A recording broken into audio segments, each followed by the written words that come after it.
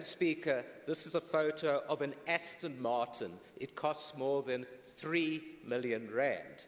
Former Premier Nomvula Mokonyane kept it secretly in her garage after she was given it as a gift for her 50th birthday.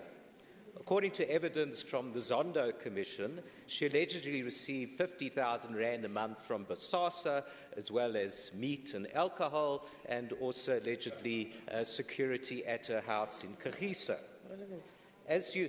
During her entire period as Premier, I used to check the Register of Interest, and none of this was declared in the Register of Interest. As you know, Nomvula Mokonyane went on to become the Minister of Water Affairs, where she was a total disaster. Her interference with the tender for Phase 2 of the Lesotho Highlands Water Project is the reason why we're not going to get water from there until 2028, when the original deadline was 2019. But look, why am I raising this? I'm raising this because it shows the devastating effect of arrogance, non-performance and corruption. The A is for arrogance, the N is for non-performance, and the C is for corruption, which gives you ANC. Now, the worst department that exemplifies ANC is the Gauteng Health Department. But the Honourable Premier devoted little time to this department in his sober speech. This department has been thoroughly captured by corrupt interests ever since Brian Schlongwa was MEC from 2006 to 2009.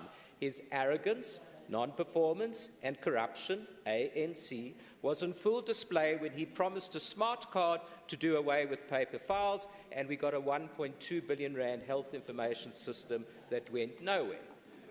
18 years later, the Honourable Premier is still promising that paper files and long queues will be gone soon. You know, Honourable Premier, this is a department of endless scandal. I'll go through them. Life of Sedimeni, PPE corruption, 500 million rand for the abandoned Anglo-Ashanti Hospital, the Fishy Tembisa hospital tenders, and the assassination of Abita Diakarani. We could go on and on. But let me give you the latest scandal under your watch. It's the hundreds of cancer patients suffering and dying because the department couldn't spend 250 million rand specifically budgeted for radiation treatment, and the person who's giving me up here as one is the person here who didn't spend that 250 million rand. They're on your conscience, Madam NEC. They should be on your conscience. You didn't spend 250 million rand to save the lives of cancer patients.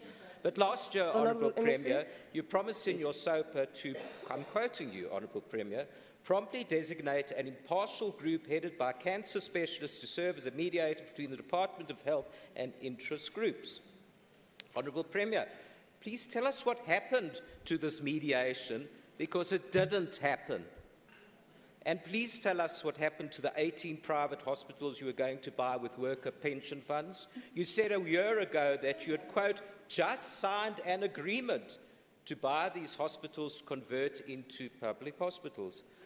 Where is this agreement, Honourable Premier? You know, it's another failed promise giving false hope to suffering hospital patients. Now, Honourable Premier, you really need to do something drastic about the failing department, which has a budget of a deficit of 7.3 billion rand. They're running out of budget. And, you know, this is because there's absolute mismanagement. And what I'm saying to you today is you need to fire your health MEC, and you need to fire your head of the department, who you appointed, despite the fact that he's being investigated by the SIU for allegedly participating in a 10 million rand bribe. And this is who you've got heading a department that is notoriously corrupt. So I'm saying to you, Honourable Premier, if you want to go down as the Premier who finally fixed this department by putting the right people in charge, you can do that, or you can continue as the Premier who presides over further health disasters that cause people to suffer in our hospitals and clinics. The choice is yours, Honourable Premier. Your time is up, Honourable Bloem.